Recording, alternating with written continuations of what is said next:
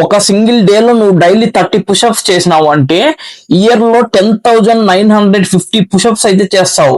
అదే కనుక నువ్వు నిద్రపోయే ముందు డైలీ 30 మినిట్స్ కనుక ఎర్లీగా నిద్రపోయినావు అనుకో, నీకు తెలియకుండానే 182 అవర్స్ ఎక్స్ట్రా స్లీప్ అయితే వేస్తావు. అదే నువ్వు కనుక డైలీ 10 పేజెస్ ఒక బుక్ లో చదివినావు అనుకో, ఇయర్ లో 3,650 పేజెస్ అయితే చదువుతావు.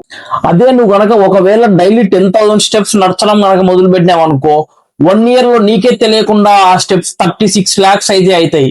ఇవన్నీ కూడా స్మాల్ స్మాల్ హ్యాబిట్స్ అన్నమాట. ఇవన్నీ చేయడం వలన మీకు ఓవర్ నైట్ లో లైఫ్ అయితే మారిపోదు. మనలో చాలా మందికి how to stay consistent and discipline గా ఉండాలనేది ఒక క్వశ్చన్ మార్క్ అన్నమాట.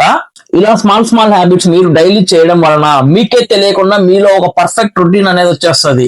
ఆ పర్ఫెక్ట్ రొటీన్ లోనే డిసిప్లిన్, కన్సిస్టెన్సీ అనేది ఆటోమేటిక్ గా అయితే వచ్చేస్తుంది అనమాట. ఇదైతే గుర్తుపెట్టుకో. నువ్వు కనుక ఇంకా వీడియోని లైక్ చేయకపోతే వీడియోని లైక్ చేసి ఛానల్ అయితే సబ్స్క్రైబ్ చేసుకో. See you on next video guys.